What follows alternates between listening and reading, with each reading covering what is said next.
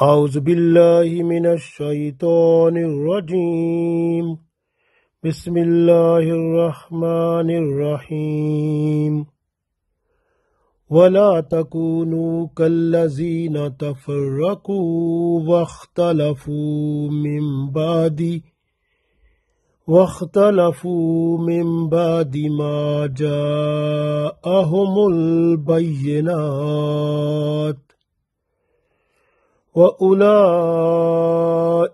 لَهُمْ عَذَابٌ عَظِيمٌ۔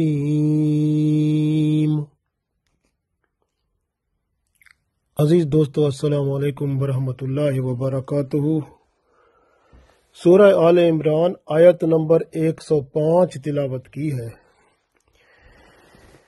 اس آیت میں اللہ تعالیٰ ارشاد فرماتا ہے کہ تم تفرقے میں نہ پڑو، فرقے نہ ہو جاؤ، آپس میں اختلاف نہ کرو، جس طرح کہ یہود و نصارہ اختلاف کر کے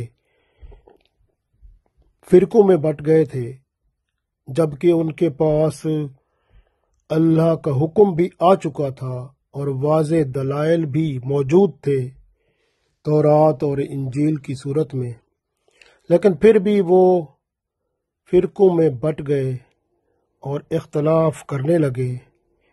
آپ ایسا نہ کرنا۔ اللہ فرماتا ہے پھر ایسا کرنے والے کو وَأُولَئِكَ، اور وہ جو لوگ ہوں گے ان کے لیے پھر بہت سخت، بہت بڑا عذاب ہوگا۔ وہ لوگ دنیا میں حسد سے، دنیاوی مفاد کی وجہ سے، اور پھر انہوں نے امر بالمعروف اور نہی عن المنکر کو چھوڑ دیا تھا، اس لیے وہ اس میں پڑ گئے۔ تو اللہ فرماتا ہے آپ ایسا نہ کرنا۔ آیات کو پڑھتے ہیں، انشاءاللہ مزید معلومات ہو جائے گی۔ ارشاد باری تعالیٰ ہے ولا، اور نہ، تکونو، ہو جانا، ولا تکونو، اور نہ ہو جانا، کالذین، ان لوگوں کی طرح، تفرقوا، جو فرقے میں بٹ گئے، ولا تکونو کالذین تفرقوا، اور نہ ہو جانا ان لوگوں کی طرح جو فرقوں میں بٹ گئے، واختلفوا، اور اختلاف کرنے لگے آپس میں، من بعد، اس کے بعد، ما، جبکہ ان کے پاس جاءہم البینات، جاء یعنی آ چکا، بینات واضح حکم یا واضح دلائل اللہ کے آ چکے، واضح ان کے پاس اللہ کے حکم آ چکے۔ جب اللہ کا احکام اور اللہ کی باتیں ان کے پاس آ چکی، پھر بھی وہ اختلاف کیا انہوں نے اور فرقوں میں بٹ گئے۔ اللہ فرماتا ہے وَأُولَئِكَ، اور یہ وہ لوگ ہیں، لہم، جن کے لیے عذاب عظیم، بڑا عذاب ہے۔ وَلَا تَكُونُوا كَالَّذِينَ تَفَرَّقُوا وَاخْتَلَفُوا مِن بَعْدِ مَا جَاءَهُمُ الْبَيِّنَاتُ وَأُولَئِكَ لَهُمْ عَذَابٌ عَظِيمٌ۔ کہیں تم ان لوگوں کی طرح نہ ہو جانا جو فرقوں میں بٹ گئے تھے اور کھلی ہدایت پا لینے کے بعد بھی اختلافات میں مبتلا ہوئے، اور جنہوں نے یہ روش اختیار کی تو وہ بہت بڑا عذاب پائیں گے، یعنی قیامت کے دن۔ غور کریں، اس آیت میں اللہ تعالیٰ نے ارشاد فرما دیا کہ باہمی اختلافات، تفرقے اور انتشار سے بچنا بہت ضروری ہے۔ اس کی اللہ نے بہت تاکید فرمائی ہے اور ہدایت فرمائی ہے کہ ان لوگوں کی طرح نہ ہو جانا جن کے پاس اللہ تعالیٰ کی طرف سے واضح دلائل اور ثبوت پہنچ چکے تھے، یعنی یہود و نصارہ جن کے پاس تورات اور انجیل پہنچ چکی تھیں، اللہ کے احکام روشن دلائل کی طرح ان کے پاس موجود تھے، پھر بھی وہ اختلاف کرنے لگے۔ تو یہ فرمایا کہ آپ اس طرح نہ بننا، یعنی احکام الہی پہنچ جانے کے بعد بھی اختلاف میں وہ لوگ جو یہودی تھے وہ 71 فرقوں میں بٹ گئے، اور عیسائی جو تھے وہ 72 فرقوں میں بٹ گئے، اور رسول اللہ صلی اللہ علیہ وسلم نے فرما دیا کہ تم لوگوں نے 73 فرقوں میں بٹنا ہے۔ لیکن اللہ فرماتا ہے تم فرقوں میں نہ بٹو اور اسلام پر قائم رہو، جیسے پیچھے فرمایا تھا کہ وَاعْتَصِمُوا بِحَبْلِ اللَّهِ جَمِيعًا وَلَا تَفَرَّقُوا، یعنی اللہ کی رسی کو مضبوطی سے تھام لو اور تفرقے میں نہ پڑو۔ اللہ کی رسی سے مراد قرآن پاک ہے اور اس کی تشریح رسول اللہ صلی اللہ علیہ وسلم کی سنت ہے۔ اس لیے قرآن و سنت پر جو چلتا ہے وہی سیدھے راستے پر ہوتا ہے۔ تو اس لیے فرمایا گیا کہ اختلافات جو آپس کے ہیں ان کی وجہ سے آپس میں لڑائی جھگڑا نہ کرو اور فرقے نہ بناؤ۔ یاد رکھیں کہ عذاب الہی آتا ہی اس وقت ہے جب برائیاں اور گناہ انفرادی طور پر ہوتے ہوئے اجتماعی صورت اختیار کر لیتی ہیں، یعنی جب برائیاں اور گناہ اجتماعی صورت میں ظاہر ہوتے ہیں، آپس کے اختلافات اور انتشار انہیں آپس میں فتنہ فساد تک پہنچا دیتے ہیں، تب باہمی جنگ و جدل شروع ہوتا ہے اور عذاب الہی کا نزول شروع ہوتا ہے۔ اجتماعی طور پر لوگ اللہ کی رسی کو چھوڑ دیتے ہیں، بھلائی اور نیکی کی دعوت جاتی رہتی ہے، نیکی کی دعوت اور برائی سے بچنے کی تلقین بھی جاتی رہتی ہے، اور تفرقے کا مرض دراڑیں ڈال کے اتفاق اتحاد کو ٹکڑے ٹکڑے کر دیتا ہے۔ غور کریں، ہمارے ہاں کس چیز پر لڑائی ہوتی ہے؟ فروعی اختلافات پر۔ یہ تو سینے پہ ہاتھ کیوں باندھتا ہے، تو ناف کے نیچے ہاتھ کیوں باندھتا ہے، جبکہ دونوں کے بارے میں حدیث ملتی ہیں۔ اسی طرح تو آمین اونچی آواز میں کیوں کہتا ہے، تو آمین آہستہ کیوں کہتا ہے، دونوں حدیثیں ملتی ہیں۔ اسی طرح کہتے ہیں کہ تو رفع یدین کیوں کرتا ہے، یعنی جب نماز پڑھتے ہیں تو پہلے ایک دفعہ اللہ اکبر کہتے ہیں تو ہاتھ اوپر اٹھاتے ہیں نا، رفع یدین کرتے ہیں۔ اسی طرح دوسرے جو ہیں جو امام شافعی اور امام احمد بن حنبل کو فالو کرتے ہیں، وہ رفع یدین وہ بھی کرتے ہیں، وہ رکوع سے پہلے بھی کرتے ہیں، رکوع کے بعد بھی کرتے ہیں۔ تو جبکہ یہ سنت میں حدیث میں بھی یہ باتیں ملتی ہیں، لیکن اس پر وہ جو ہے نا علماء کرام ایسے کچھ ہیں جو انہی باتوں پر لڑا دیتے ہیں، جبکہ یہ کوئی ایسی بات ہی نہیں، یہ فروعی اختلافات ہیں۔ اس کے بارے میں نہ کوئی قبر میں پوچھا جانا ہے، نہ آخرت میں پوچھا جانا ہے، اور انہی باتوں پر لڑائیاں ہوتی ہیں۔ اسی طرح چھوٹی چھوٹی باتیں جو ہیں، وہ رسول اللہ صلی اللہ علیہ وسلم کا نام کیوں چومتا ہے، اور وہ جو ہے اس کو بدعت شرک بنا کے وہ دوسرے کے ساتھ لڑائی کر دیتے ہیں، جبکہ وہ اپنی عقیدت ظاہر کرتا ہے، وہ اس کا کوئی اس میں کوئی وہ تو نہیں ہے کہ کوئی شرک کو بدعت کیا ہو جاتی ہے، کیا چیز ہے، یعنی کہ اب یہی چیزیں اب دیکھیں نا، ان چیزوں کو بدعت کہتے ہیں۔ لڑکیوں کا ٹراؤزر کی طرح وہ گندے جو کپڑے پہنتی ہیں جن سے اندر ٹانگیں بھی نظر آتی ہیں انگریزوں کی طرح، وہ پچھلے دن میں خود ہی دیکھا تو میں نے، وہ مسلمان اوپر سے جناب وہ کیا ہوتا ہے اور نیچے سے نہ ٹانگیں ننگی اور سب کچھ، جیسے میں نے کہا مسلمان بن جاؤ۔ لڑکیوں سے میں نے خود بات کی کہ میں نے کہا تم مسلمان بن کے کیا کر رہے ہو؟ کہتے ہیں، میں نے کہا یہ کیا کر رہے ہو، یہ کیا ہے، اسلام اجازت دیتا ہے اس کی؟ کہتے ہیں یہ تو کچھ بھی نہیں ہے، نہ کوئی، یہ تو ٹریڈیشن ہے۔ علماء کرام تو یہ کہتے ہیں کہ یہ بدعت نہیں ہے، نہ کوئی وہ ہے، یہ معاشرے کا یہ ایک ٹریڈیشن ہے۔ تو میں نے کہا پھر یاد رکھو قیامت کے دن اور قبر سے ہی کام شروع ہونا ہے۔ یعنی اب معاشرہ ایسا ہے کہ اس کے اندر کچھ علماء کرام ایسے ہیں جنہوں نے ہر چیز کی اجازت دے رکھی ہے کہ جو مرضی کرتے جاؤ، معاشرے میں جو ہوتا ہے وہ کرتے جاؤ، کوئی بدعت نہیں ہے، کوئی اس کا گناہ نہیں ہے، کچھ بھی نہیں ہے، معاشرے کے مطابق چلنا ہے، چلو۔ یہ کیا ہے؟ اس طرح کے جو ہیں لوگ جو ایسا کہنے والے ہیں، قیامت کے دن ان کی گردنوں سے پکڑ کر جہنم میں ڈالا جائے گا، چاہے وہ مولوی صاحب ہوں، علماء کرام ہوں، جو بھی ہوں، جو ایسا کہنے والے ہیں، یا جو ایسے کہتے ہیں کہ یہ چیزیں کر لیں، ٹریڈیشن ہے، یہ ٹریڈیشن کو ایکسیپٹ کرو۔ کدھر ایکسیپٹ کرو؟ اسلام کے مطابق دیکھو، جو اللہ اور اس کے رسول صلی اللہ علیہ وسلم کے حکم کے مطابق، شریعت کے مطابق، اس پہ عمل کرنا چاہیے۔ چھوٹی چھوٹی باتوں پہ لڑنا اچھا نہیں ہے، لیکن ایسی چیز جو کہ شریعت کو بھی ایک طرف رکھ دے اور پھر وہ کہیں کہ یہ حلال ہے، وہ تو پھر غلط ہے نا، پھر بندہ اتنا تو سوچے۔ فروعی اختلافات میں کوئی پرابلم نہیں ہے، جیسے آمین اونچی آواز میں کوئی کہتا ہے، کوئی آہستہ کہتا ہے، کوئی بات نہیں ہے۔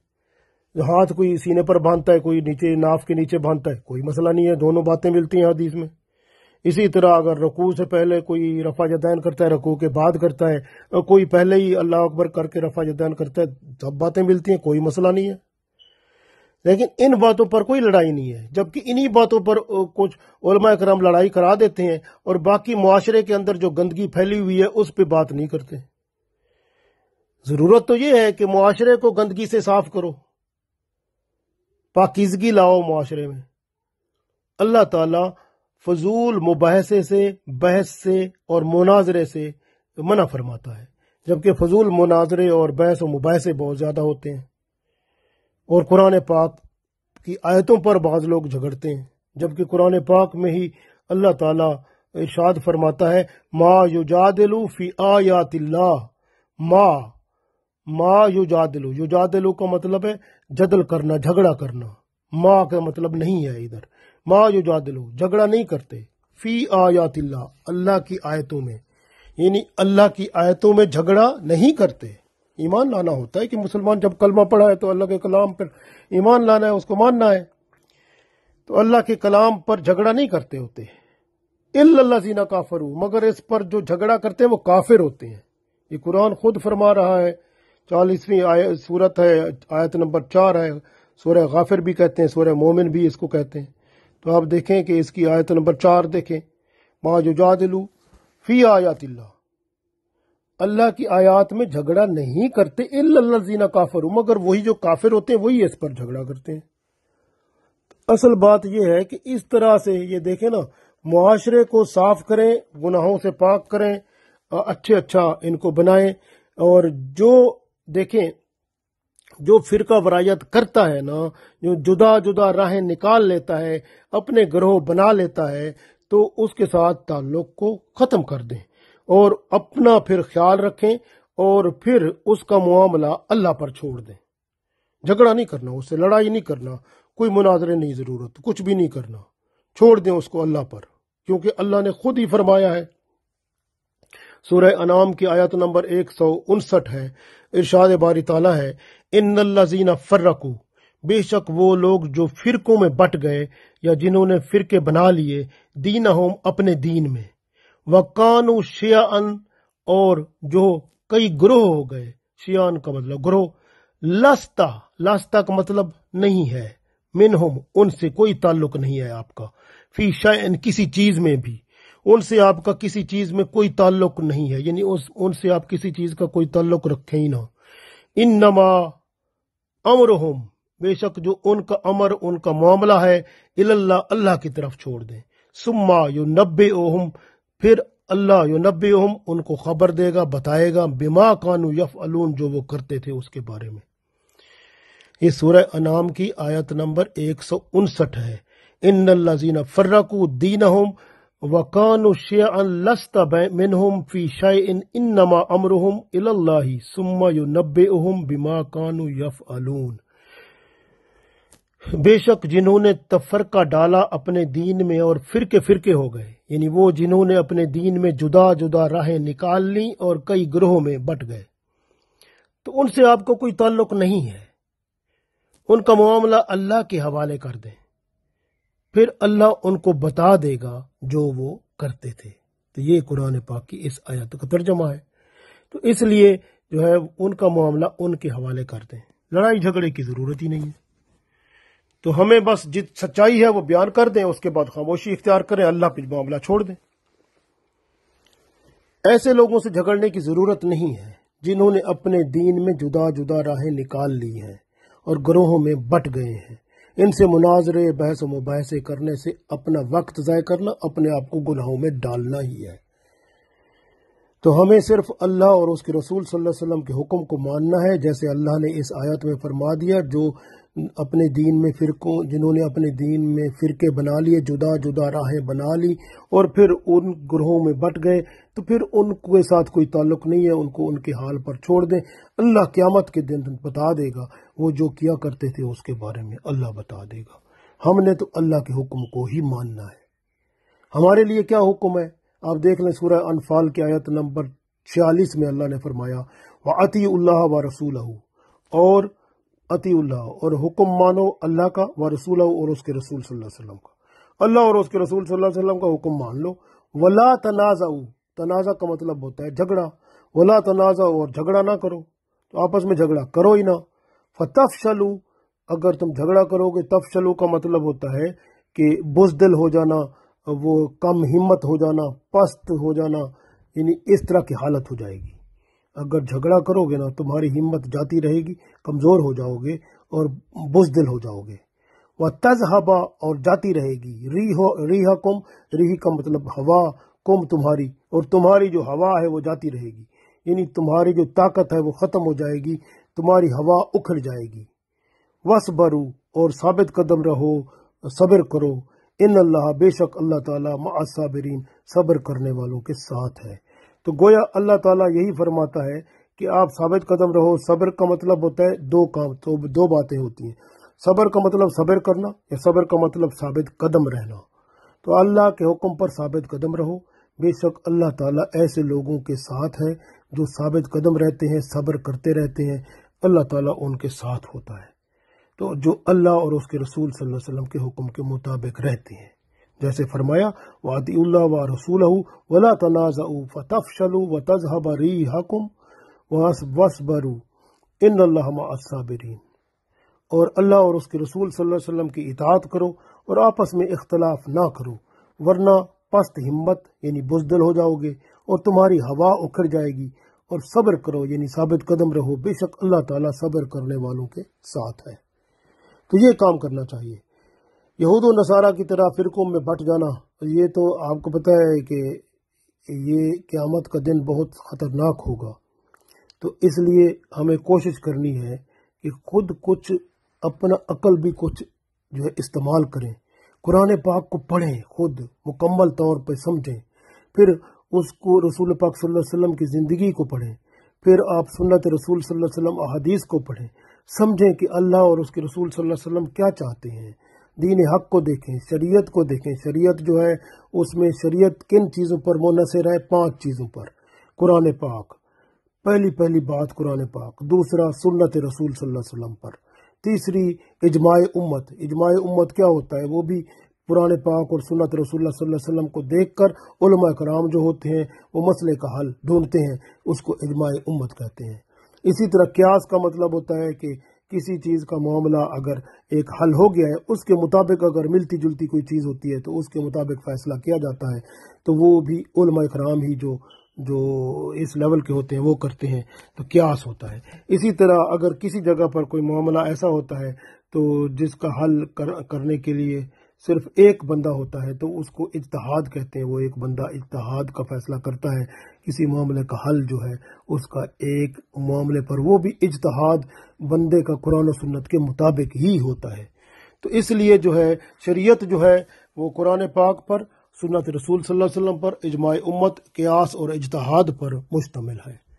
آپ دیکھیں حضرت معاذ بن جبل رضی اللہ تعالیٰ عنہ کو رسول اللہ صلی اللہ علیہ وسلم نے جب بھیجا تو آپ صلی اللہ علیہ وسلم نے فرمایا کہ آپ جب ان کو گورنر بنا کے بھیجا تھا تو فرمایا کہ فیصلے کیسے کرو گے؟ تو انہوں نے عرض کیا یا رسول اللہ صلی اللہ علیہ وسلم قرآن پاک کے مطابق، اللہ کے حکم کے مطابق۔ پھر آپ صلی اللہ علیہ وسلم نے فرمایا اگر قرآن پاک میں اس کا آپ کو کوئی روشنی نظر نہ آئے تو کیا کرو گے؟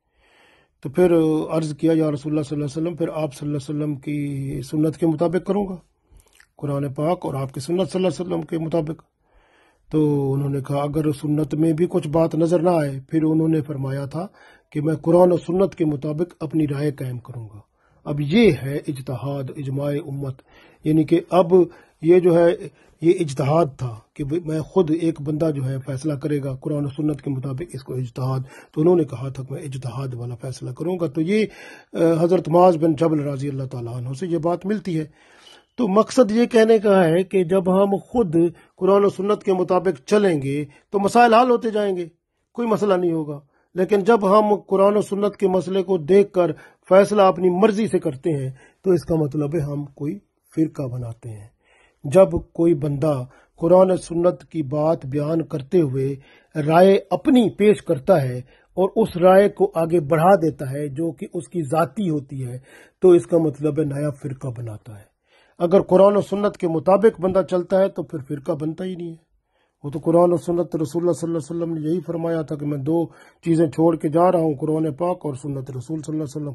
جب تک اس پر چلو گے تو آپ کو کوئی مسئلہ نہیں ہوگا، آپ دین مستقیم پر قائم رہو گے، یعنی صراط مستقیم پر قائم و دائم رہو گے۔ تو یہ بات ہے اصل بات۔ اب یہ جو یہود و نصارہ تھے انہوں نے کیا کیا کہ پس پوش ڈالا، اس کو دنیاوی مفاد دیکھا، نفسانی اغراض اور اپنے مفاد دیکھا، دنیا میں جو وہ فائدے ملنے تھے ان کی طرف رجوع کیا، اس طرح اختلاف اور تفرقہ کی راہ اختیار کی۔ آج کل بھی دیکھیں علماء کرام ہیں اپنی مرضی سے لوگوں کو فیصلے دیتے ہیں، بعض ہوتے ہیں شادی بیاہ کے نکاح کے معاملے میں دیکھیں نا آپ کتنا وہ ایسے معاملے ہوتے ہیں جس میں وہ ان کے مطابق فیصلہ دے دیتے ہیں جبکہ شریعت میں نہیں ہوتا، اور ادھر سے دنیاوی لالچ لے لیتے ہیں، پیسہ کوئی چیز لے لیتے ہیں۔ تو اس طرح سے دیکھا گیا ہے، ہم نے خود آبزرو کیے ہیں، ایسے لوگ ہیں جو بڑے بڑے مفتی سمجھے جاتے ہیں، لیکن وہ جب فیصلہ ہوتا ہے تو فیصلہ شریعت کے علاوہ کچھ اپنی مرضی سے دلائل بنا کے دے دیتے ہیں، اور اس طرح سے اگلے بندے کا فائدہ کر لیتے ہیں، اور وہاں سے ان سے دنیاوی مفاد لے لیتے ہیں۔ یہ قیامت کے دن تو ان کو آگ میں ڈالا جائے گا، یہ تو معاملہ ہے نا۔ اصل بات یہ ہے کہ جو مین چیز ہے وہ ہم میں نہیں ہے، اور یہی بات جو تھی ان میں نہیں تھی، یہ انہوں نے چھوڑ دیا تھا، یہودیوں نے بھی اور نصارہ نے بھی۔ کیا چھوڑا تھا کہ وہ جو ہے نا وہ امر بالمعروف اور نہی عن المنکر، یعنی ایسی جماعت جو نیکی کی طرف، بھلائی کی طرف بلائے، نیکی کا حکم کرے اور برائی سے روکے۔ ایسی جماعت دیکھیں آج کہاں ہے۔ اگر ایسی جماعت ہوتی تو صاف ظاہر ہے برائیاں جو ہیں وہ سامنے نظر آتی، اور نظر آ کے بتاتے کہ یہ برائیاں ہیں، ان کو نکالو اپنے معاشرے سے، تاکہ معاشرہ اسلام کے مطابق مکمل خالص ہو کے چلے، اور اسی طرح کی چیزیں وہ نہیں ہیں۔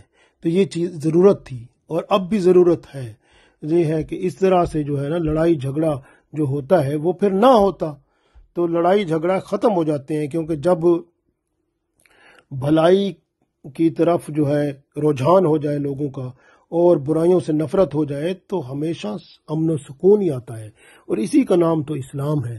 اور ہم جو فرقوں میں بٹ جاتے ہیں امر بالمعروف اور نہی عن المنکر کو چھوڑ کر، اس لیے ہمیں کوشش کرنی چاہیے کہ ہم نیکی کا حکم دیں، خود نیکیاں کریں، دوسروں کو نیکی کی طرف لائیں، بھلائی کا حکم دیں، برائی سے خود منع ہو جائیں، خود اپنے آپ کو روکیں، دوسروں کو بھی اس سے روکنے کی کوشش کریں، اور اس طرح کی بلکہ ایک جماعت ہونی چاہیے، اور آپس میں جو ہے اتفاق، اتحاد، پیار، محبت سے ایسے جو معاشرے میں ایسی چیزیں آ گئی ہیں جو اسلام کے خلاف ہیں ان کو صاف کریں، معاشرے کو صحیح خالص اسلام کے مطابق بنا کر اور اسلامی نظام کو چلائیں، تاکہ امن و سکون ہو جائے، اور ہر ایک کو جو ہے نا ایسا سکون ملے کہ اس کی دنیا کی زندگی بھی بہتر ہو جائے اور آخرت کی بھی بہتر ہو جائے۔ اللہ تعالی ہم سب کو توفیق دے، آمین۔